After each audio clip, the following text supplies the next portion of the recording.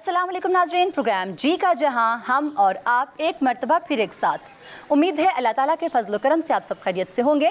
वतन अज़ीज़ और हम सब के लिए सलामती की बहुत सी दुआओं के साथ अपने आज के प्रोग्राम का आगाज़ करते हैं। नाज़रीन, तहकीक के सफ़र में जुस्तजू ना हो तो रास्ते गुम हो जाया करते हैं, मंजिलें बेनिशान हो जाया करती हैं और किरदार आपस में उलझ से जाते हैं। तारीख़ की राह गुज़र पर चलते चलते कुछ यूँ भी हुआ हमारे साथ कि बहुत से किरदार हमें एक ही कहानी से उलझे दिखाई दिए और इस सफ़र में उन तमाम कहानियों को उन किरदारों से जुदा करना हमें हमेशा बहुत दुश्वार दिखाई दिया। हमारी हर बार ये कोशिश रही है कि हम हर कहानी से जुड़े तमाम किरदारों से आपका तारुफ ज़रूर करवाते चलें ताकि दुरुस्त समत का तयन किया जा सके। अपने आज के इस प्रोग्राम में हम जिस किरदार से आपको मिलवाने जा रहे हैं उनकी कहानी भी दो किरदारों के गिर्द घूमती दिखाई देती है।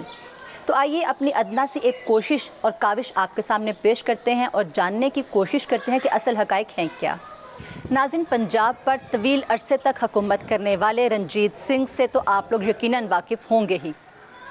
गुजरांवाला की खोज में जब हम निकले तो हमने आपको उस हवेली की सैर भी करवाई जहाँ पर रणजीत सिंह की विलादत हुई थी। अपने आज के प्रोग्राम में भी हम जिस किरदार से आपको मिलवाने जा रहे हैं उनका ताल्लुक़ बराह रास्त रणजीत सिंह से है। जी, हम जिक्र करेंगे रणजीत सिंह की बीवी का, जो कि मुसलमान थी और उनका नाम था गुलबहार बेगम। नाज़रीन, मयानी साहब कब्रिस्तान से मुल्हिक जदीद तर्ज पर तामीर किया गया ये इलाका किसी ज़माने में एक खूबसूरत बाग हुआ करता था, जो कि बाग गुल बेगम के नाम से जाना जाता था। गुल बेगम का असल नाम गुलबहार बेगम था, जो कि अमृतसर की रहने वाली थीं। उनकी खूबसूरती से मुतासिर रणजीत सिंह उन्हें अमृतसर से ब्याह कर यहाँ लाहौर लाया। तारीख़ उन्हें मलका लाहौर के नाम से भी जानती है। महाराजा रणजीत सिंह और गुलबहार का आमना सामना सबसे पहले उस वक्त हुआ जब गुलबहार ने एक शाही महफिल में गाते हुए महाराजा को अपनी जानिब मतवज्जे किया। उस वक्त महाराजा की उम्र 50 साल जबकि गुलबहार महज 18 बरस की थीं। रणजीत सिंह इस नौउम्र मुगन्निया की खूबसूरती और गायकी से बेहद मुतासर हुआ। जब उसे ये पता चला कि ये मुगन्निया अमृतसर की रहने वाली है तो ख़ुद वहाँ जाकर इसे अपने हरम में दाखिल करने की ख्वाहिश का इजहार किया। गुलबहार एक मुस्लिम घराने से ताल्लुक़ रखती थीं, लिहाजा उन्होंने निकाह की शर्त रखी जिसे महाराजा ने कबूल कर लिया।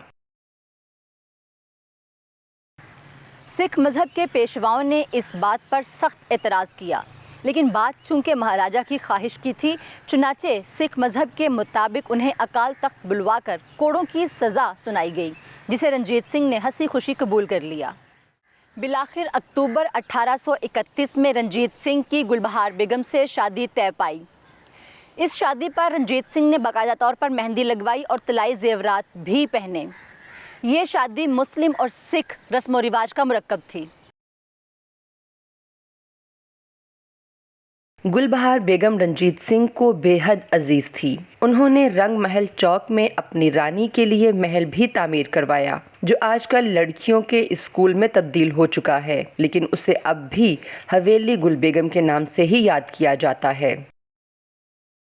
कहा जाता है कि रणजीत सिंह रक्सो मौसीकी का बहुत दिलदादा था। उसका दिल बहलाने के लिए अमृतसर से बहुत सी रक्कासाएँ और मुगन्नियाएँ लाहौर आया करती थीं। इन रक्कासाओं और मुगन्नियाओं में एक नाम गुलबहार बेगम और दूसरा मौरा सरकार का भी है। इन दोनों लड़कियों का ताल्लुक़ मुसलमान घराने से था और बाद अज़ां ये दोनों ख़वातीन रणजीत सिंह की ज़ौजियत में भी आईं। जैसा कि हमने आपको प्रोग्राम के आगाज़ में बताया था कि गुलबहार बेगम की कहानी में एक जगह पर ऐसा मुकाम भी आता है कि एक कहानी का सिरा दूसरे किरदार से जा मिलता है, और वो किस्सा उस पुल से मुताल्लिक है जो कि रणजीत सिंह ने रावी से मुत्तसिल नाले पर तामीर करवाया था। आज उस पुल को लोग पुल कंजरी के नाम से जानते हैं, जो आज भी इंडिया में मौजूद है। एक दूसरी रिवायत के मुताबिक मौरा माई भी चूंकि अमृतसर से लाहौर रणजीत सिंह के महल में आया जाया करती थी, लिहाजा रावी से मुत्तसिल नदी में तुग़यानी के बायस दरबार में ताख़ीर से पहुंची, जिस पर रणजीत सिंह नाराज़ हुआ और वजह मालूम पड़ने पर वहां पुल तामीर करवाया। वाहगा से अमृतसर की तरफ जाएं तो 5 किलोमीटर के फासले पर रावी से मुत्तसिल एक छोटा सा नाला बहता है। कहा जाता है कि रणजीत सिंह के दौर में वहाँ पर एक खूबसूरत पुल तामीर किया गया। उस पुल की तामीर के लिए 2 किरदार हमारे सामने आते हैं। इस पुल के हवाले से एक रिवायत ये भी है कि जब महाराजा रणजीत सिंह गुलबहार को ब्याह कर अमृतसर से लाहौर आ रहे थे तो रास्ते में ये नाला पड़ता था। गुलबहार बेगम ने इस नाले को अबूर करने से इनकार कर दिया, जिसकी वजह से रणजीत सिंह ने यहाँ पर पुल तामीर करने का हुक्म दिया। गुलबहार बेगम से शादी के 8 बरस बाद ही रणजीत सिंह का इंतकाल हो गया। पूरे पंजाब पर अंग्रेज़ों का कब्ज़ा हो गया। रणजीत सिंह की बीवी माई जिंदा उनको देश निकाला दे दिया गया, क्योंकि उनके बेटे दिलीप सिंह को रंजीत सिंह का जानशीन मुकर्रर किया गया था और ख़तरे की वजह से ही माई जिंदा को देश निकाला दिया गया। गुलबहार बेगम की चूँकि कोई औलाद नहीं थी, लिहाजा अंग्रेज़ों को इनसे कोई ख़तरा नहीं था। नाज़रीन, गुलबहार बेगम की अपनी कोई औलाद नहीं थी, चुनाचे उन्होंने एक मुसलमान लड़के सरदार ख़ान को गोद ले रखा था। कहा जाता है कि इस वक्त यहाँ पर मौजूद आबादी में से ज़्यादातर लोग उसी सरदार ख़ान की नस्ल में से आबाद हैं। यूं तो गुल बेगम काफ़ी ज़मीन और जायदाद की मालिक थीं, लेकिन बे औलाद होने की वजह से अंग्रेज़ सरकार ने माहाना 1200 सिक्का रायजुल वक्त वजीफ़ा जारी किया।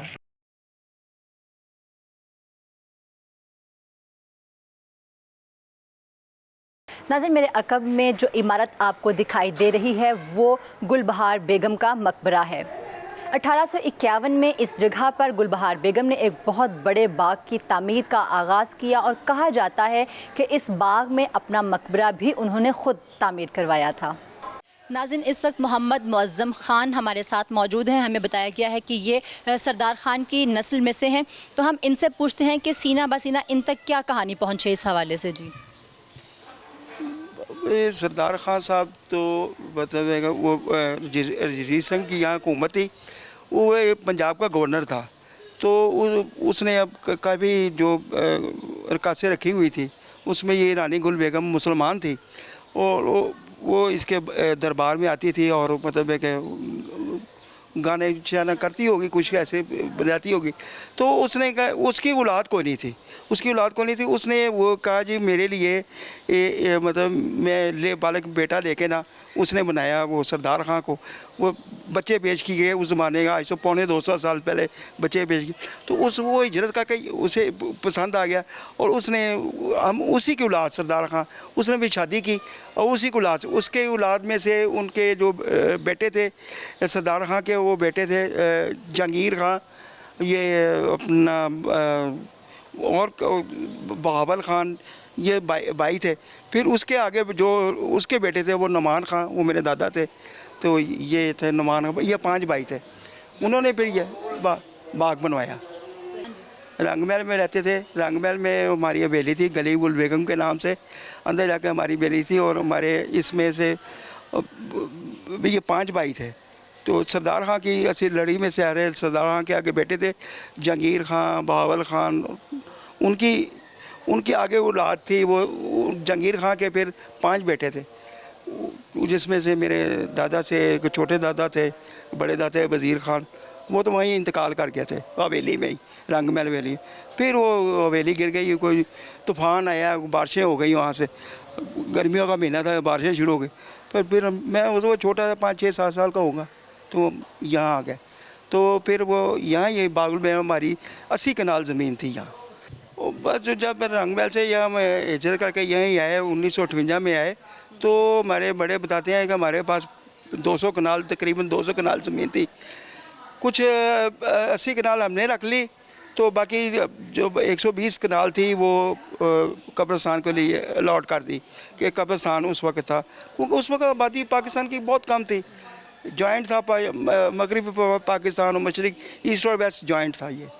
तो इसलिए वो यूब खां का दौर था, तो उसने फिर वो फौजी भी आए, उन्होंने कहा जी ये क्या है, उन्होंने कहा ये हमारी तो ये चाय ज़मीन है, हम बैठे हुए हैं, इसका कोई तलक नहीं, हमारे विरासत में आई है, वो सरदार मोहम्मद ख़ान के विरासत से आई है ज़मीन, हमें मिली है। तो बाकी उनको ज़्यादा इसके बारे में मुझे इतनी इन्फॉर्मेशन नहीं है, बस जहाँ तक मुझे है, मुझे ये पता लगा है।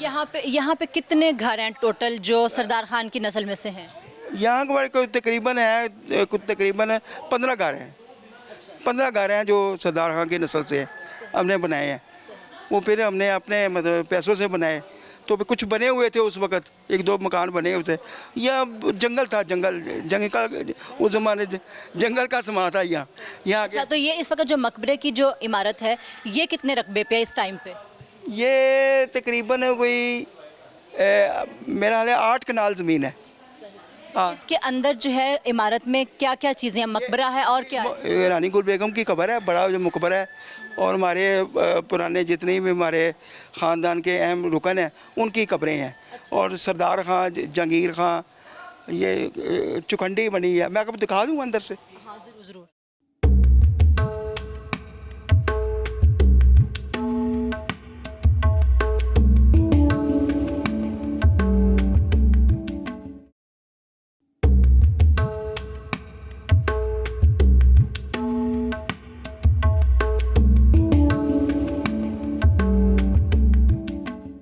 जी नाज़रीन, दरवाज़ा इस वक्त खुल चुका है और हम आपको ले जा रहे हैं गुल बेगम के मकबरे के अंदर। दिखाते हैं वहाँ पर कि कितनी कब्रें मौजूद हैं और उसका तर्ज़ तामीर क्या है। आइए। कभी इस जगह पानी के तालाब, फव्वारे, खूबसूरत राहदारियाँ और दालान हुआ करते थे, लेकिन अब बेरहमी ज़माना की बदौलत मकानात ही मकानात दिखाई दे रहे हैं। इस मकबरे में फ्रेस्को का ऐसा शानदार काम किया गया है जिसकी नज़ीर नहीं मिलती, लेकिन सद अफसोस कि हम मकबरा और कमरे में किया गया ये काम ईंटों से बनी सुराखदार जालियों से ही देख पाए, क्योंकि मकबरे का मरकज़ी दरवाज़ा मुकफ़्फ़ल ही रहता है। नाज़रीन, गुलबहार बेगम, जिनको गुल बेगम भी कहा जाता है और जो मलका लाहौर के नाम से भी जानी जाती थी, ये मकबरा इस वक्त आप मेरे सामने देख रहे हैं, यहाँ पर वो मदफून हैं। और हमारे साथ मौज़म खान साहब हैं। इस अहाते में बहुत सी कब्रें दिखाई दी, तो उनसे पूछते हैं कि ये कब्रें किन की हैं। जी अस्सलाम वालेकुम जी। ये कब्रें हमारी बाई कब्रें हमारे यहाँ बने रिश्तेदारों की है, हमारे वालिदैन की, हमारे दादा की हैं, हमारे परदादा की कब्रें हैं यहाँ। ये असल ये बाग नहीं है, ये बाग को हमने डिक्लेयर कर दिया कब्रिस्तान, ग्रेव यार्ड। और यहाँ कोई मकान नहीं बन सकता, कुछ कोई और नहीं हो सकता। ये तकरीबन को 8 कनाल ज़मीन, 8-10 कनाल के करीब इसकी लंबाई चौड़ाई हो गई इसकी। तो आपने कभी इसको ठीक करने की कोशिश नहीं की? इसकी हालत बहुत खस्ता दिखाई दे रही है। वो कुछ ऐसे ही था, कुछ कोई अदालत का चक्कर था कि उन्होंने कहा था कि ये क्यों है, ये कोई, हमने बस केस लड़ाया। इस वक्त केस अदालत में चल रहा है, हमारा लाहौर हाई कोर्ट में चल रहा है, तो स्टे लिया हुआ है हमने। कि आपकी ये जो जगह है, आपने इसको अपनी तहवील में रखा हुआ है, किसी इदारे के अंडर इसको नहीं दिया हुआ आपने? किसी इदारे को अंडर नहीं दिया हुआ। पहले आए थे कोई यहाँ से डीसी साहब आए थे, एसी साहब आए थे और कमिश्नर साहब आए थे। उन्होंने जायज़ लिया कि हम कर देंगे। कुछ वफाकी वज़ीर भी था, ये अपना यहाँ से मुंतखब हुआ है वज़ीर तिजारत, वो भी था। तो वो कहते हैं जी, हमने कहा जी आप कुछ नहीं करने की ज़रूरत, बाकी सफाई है, ये सफाई करा गए हैं सारी। ये घास था बड़ा बड़ा ऊंचा, तो कराते रहते हैं हम। इसकी तामीर पहले कराई थी, फिर बच्चे जब उधर से कूद के आते हैं तो वो सारा क्रिकेट खेलते रहते हैं यहाँ। नहीं तो यहाँ पे भी देख रही हूँ मैं, मलबा भी पड़ा हुआ है यहाँ पे, मतलब हालात काफ़ी ख़राब हैं। तो अगर ये किसी इदारे के अंडर दे दी जाए तो आपको नहीं लगता कि इसकी ज़्यादा बेहतर तरीके से निगहदाश्त की जा सकती है? अभी तक तो कोई ऐसी तजवीज़ नहीं है देने को, जब तक ये अदालत हमें इसकी इजाज़त नहीं देगी कि हमारे जितने भी इसके डॉक्यूमेंट्स हैं ना अदालत के पास है, वो अगर फैसला हमारे हक़ में कर देती है तो फिर हम कराएंगे इसे।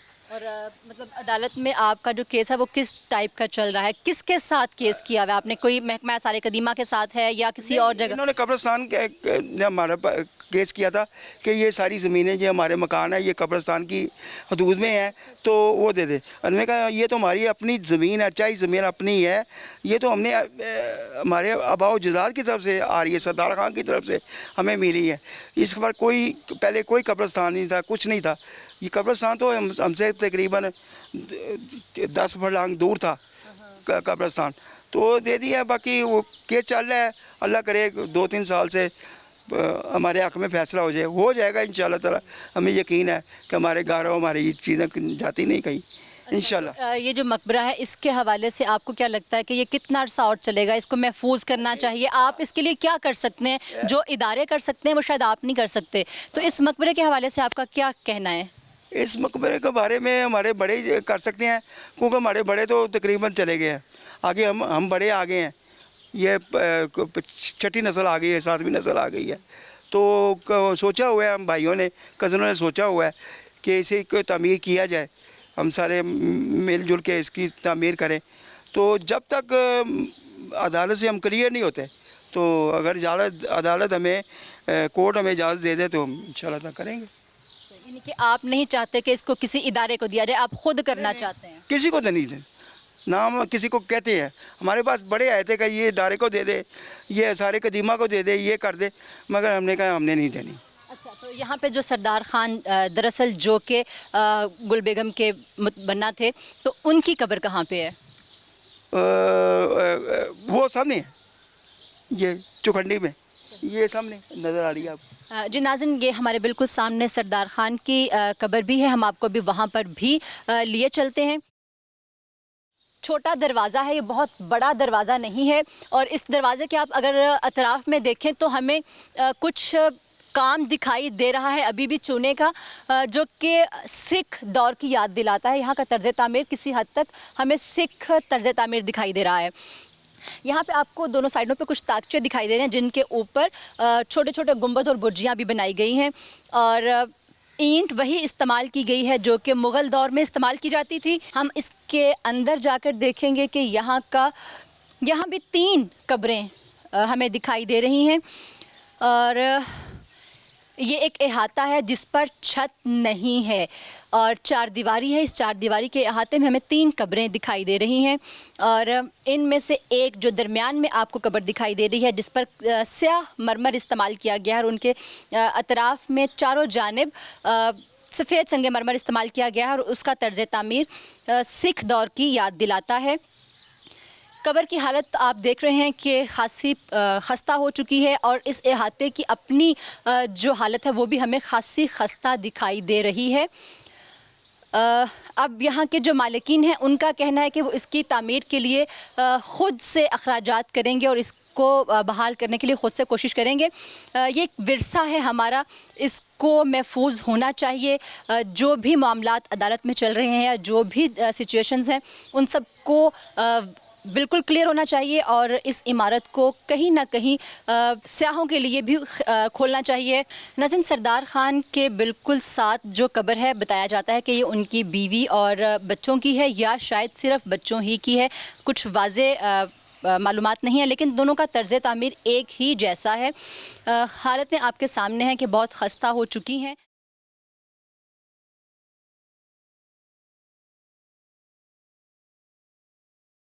नाज़रीन, कब्रों के बिल्कुल बैक पे आपको एक छोटी सी इमारत या पिलर दिखाई दे रहा है। इस पिलर पे आपको ये एक छोटा सा होल नज़र आ रहा है। ये यकीनन रोशनी के लिए बनाया गया होगा, यहाँ पर दिए जलाए जाते रहे होंगे, क्योंकि इसका तर्ज़ तामीर जो आप देख रहे हैं कि ये सुर्ख ईंट इस्तेमाल की गई है, और इस सुर्ख ईंट के ऊपर जो एक आपको छोटा सा छज्जा दिखाई दे रहा है, ये भी सुर्ख ईंट से बना हुआ है, और इसके ऊपर सफ़ेद चूने से गुंबद नुमा एक इमारत को छोटा सा बनाया गया है, जिसका मकसद दरअसल ये खूबसूरती के लिए था, और यहाँ पर रोशनी के लिए इस जगह को तामीर किया गया होगा। दीवारें तो इसकी खासी बेहतर दिखाई दे रही हैं, लेकिन इस जगह को आप देख सकते हैं तो खासी खस्ता दिखाई दे रही है। ये खुद ब खुद हाथ में ईंटें आ रही हैं। अगर हम इसको सकाफ़ती विरसा समझते हुए महफूज करते हैं, तो इस इमारत को आइंदा कुछ और सालों तक या 100 साल तक या कुछ और 100 साल तक महफूज कर सकते हैं। बसूरत दिगर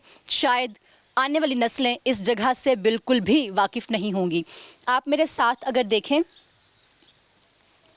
तो यहाँ पर भी प्लास्टर उखड़ चुका है और नीचे से ईंटें आपको साफ दिखाई दे रही हैं, लेकिन जब हम थोड़ा सा आगे बढ़ते हैं तो हमें थोड़ा सा यहाँ का तर्ज तामीर और वाज़ेह होता दिखाई देता है। नाज़रीन, आप मेरे साथ यहाँ पर देख सकते हैं कि ये छोटी बजरी के साथ सीमेंट और को मिलाया गया है और उसके ऊपर लिपाई की गई है। और यहाँ पर आप अगर मेरे साथ देखें तो छोटी छोटी आपको पैनल्स दिखाई दे रहे हैं और उन पैनल्स के साथ नीचे हमें कुछ डिज़ाइन दिखाई दे रहे हैं जो कि मुग़ल और सिख दोनों तरह की आपको यहाँ पर दिखाई देगी। लेकिन ये जो मेरा एक अंदाज़ा है कि मुग़ल तर्ज़ तामीर के मुताबिक यहाँ पर पत्तियाँ काटी गई हैं और पिलर्स बनाए गए हैं, इनमें कार्विंग का काम किया गया है। ये हमें कुछ बेहतर हालत में दिखाई दे रही है। इस पूरी दीवार के साथ साथ ये पैनल्स बनाए गए हैं और इन पैनल्स में एक सादा पैनल है और एक पैनल जिसके दोनों जानिब ये पैनल्स बनाए गए हैं जिस पर कार्विंग की गई है।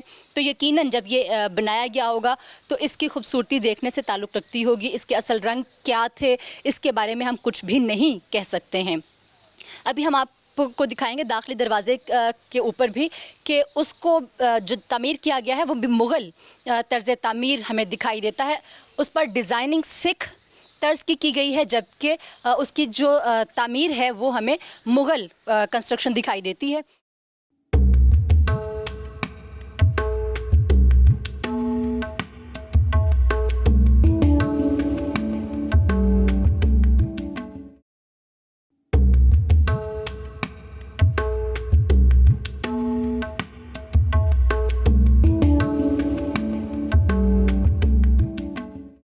जी नाज़रीन, इस वक्त हम दाखिल हो रहे हैं मकबरे के अहाते में।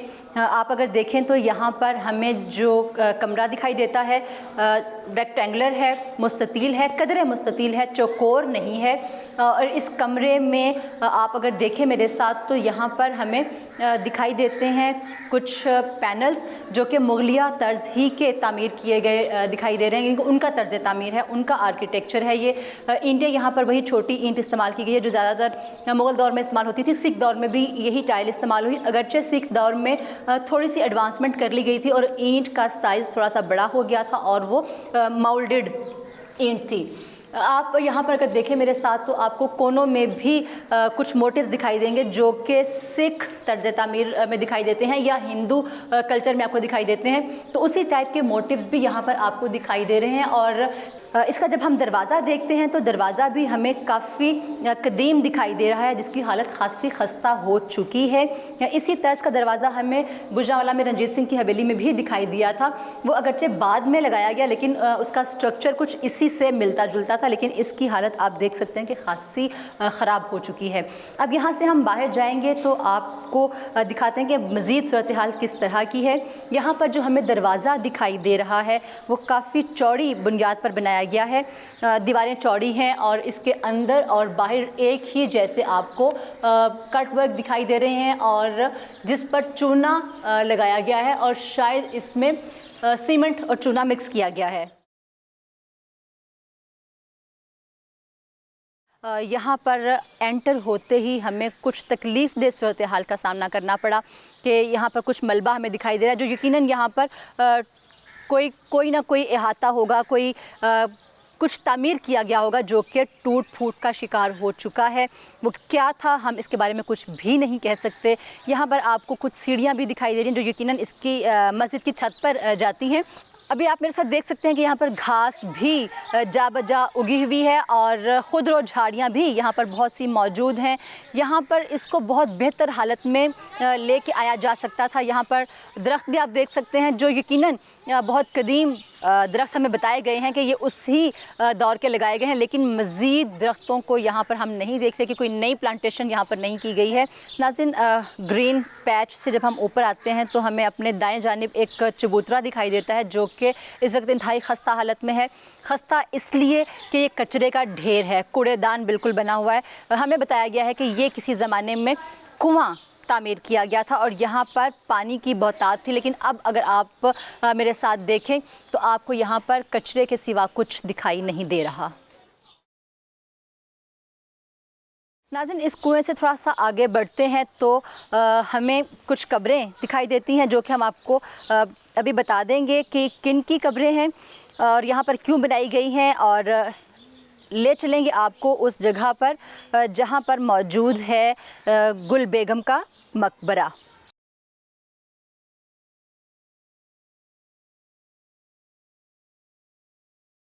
जी, इस वक्त हम एक चबूतरे पर मौजूद हैं और ये मुस्ततिल नुमा एक हमें चबूतरा दिखाई दे रहा है।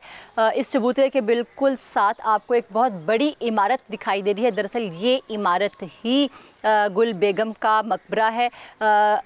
अनफॉर्चुनेटली ये हमें खुला हुआ दिखाई नहीं दिया।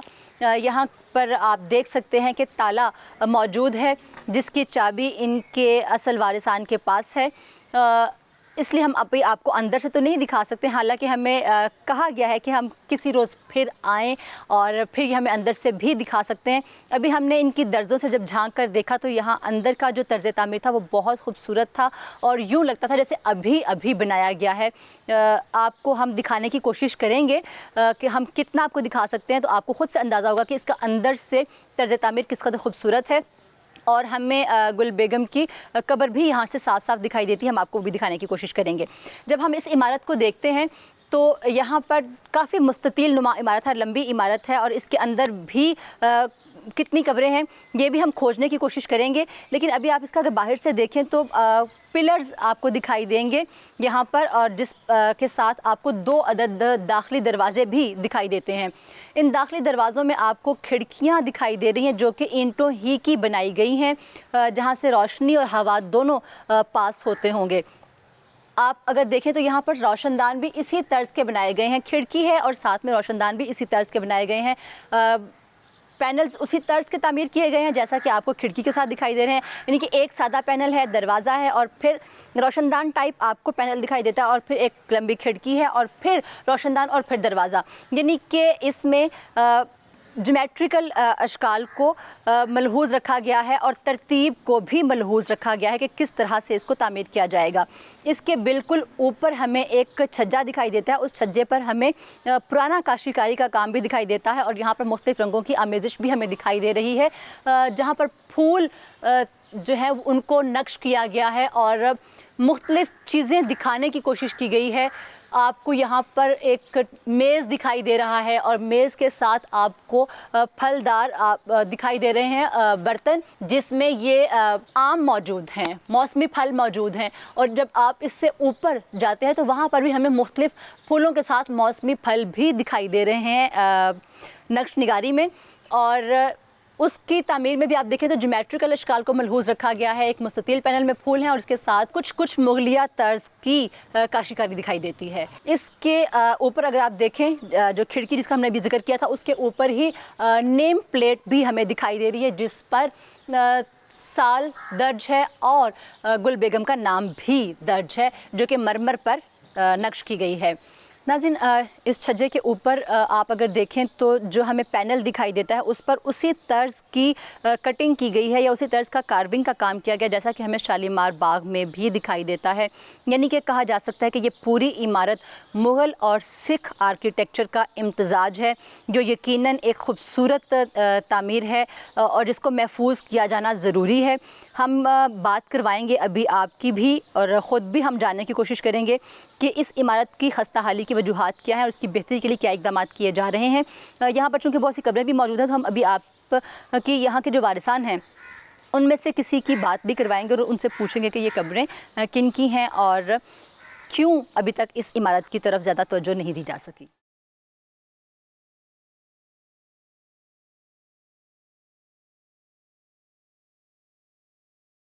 नाज़रीन, यहाँ पर आप देख सकते हैं कि एक बहुत बड़ी आर्च हमें दिखाई दे रही है जिसको कि बंद कर दिया गया है। ये मस्जिद का हिस्सा था। इस मस्जिद के ऊपर हमें एक कमरा और दिखाई दे रहा है और इसके साथ ही हमें सीढ़ियाँ भी दिखाई दे रही हैं।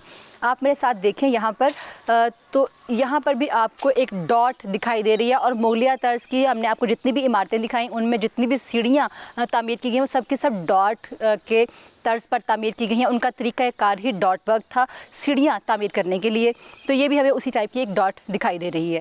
वैसे सीढ़ियाँ भी हमें खस्ता दिखाई दे रही हैं और इसके साथ इस इमारत को अगर हम देखते हैं तो बहुत खस्ता है, इसीलिए शायद बंद भी कर दी गई है।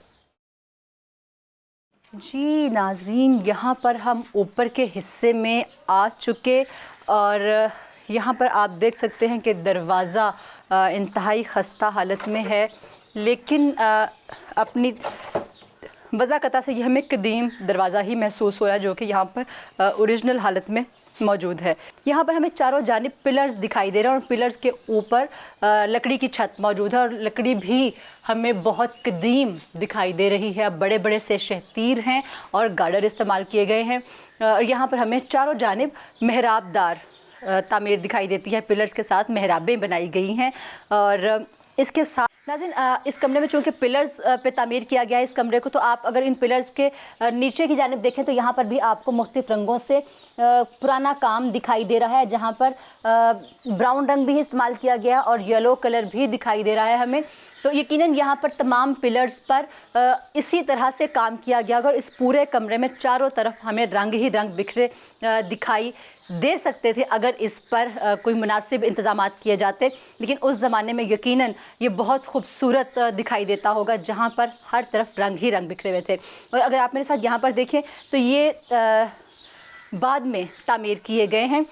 यकीनन ये रोशनी और हवा के लिए यहाँ पर बनाए गए होंगे।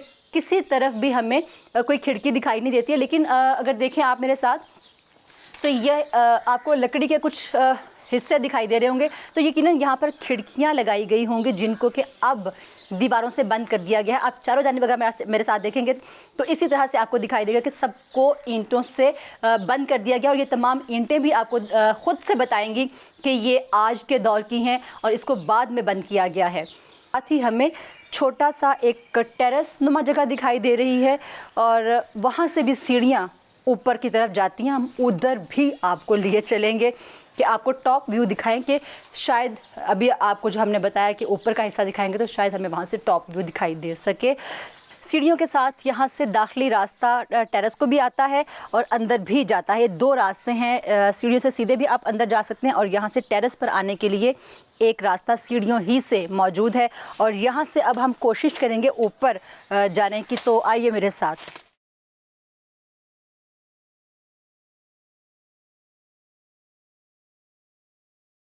नाज़रीन, इन सीढ़ियों की वज़ाकता और अतराफ़ में दीवारें हमें बताती हैं कि ये सीढ़ियाँ भी उसी ज़माने ही में तामीर की गई थी। इनमें कोई जिद्दत का एलिमेंट हमें कहीं भी दिखाई नहीं दे रहा है। जब हम छत पर आते हैं तो यहाँ पर हमें एक छोटा सा अहाता दिखाई देता है और अफसोस है कि इस अहाते में भी हमें कचरे के सिवा कुछ दिखाई नहीं देता। आप मेरे साथ अगर देखें तो इनके चारों जानिब चबूतरे दिखाई देते हैं और उन चबूतरों के साथ छोटी दीवारें तामीर की गई हैं जो कि चारों तरफ नज़र आ रही हैं आपको।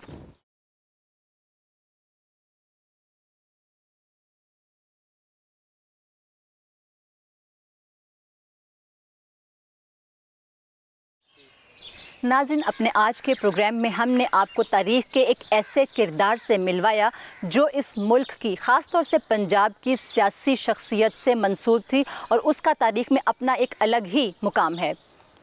प्रोग्राम आपको कैसा लगा हमें फ़ीडबैक ज़रूर दीजिएगा। आइंदा अपने किसी प्रोग्राम में किसी नई तहकीक, किसी नई जुस्तजू के साथ हम दोबारा आपकी खिदमत में हाज़िर होंगे। तब तक के लिए अपनी मेज़बान नसरीन बट और टीम जी का जहां को इजाज़त दीजिए। अल्लाह हाफ़िज़।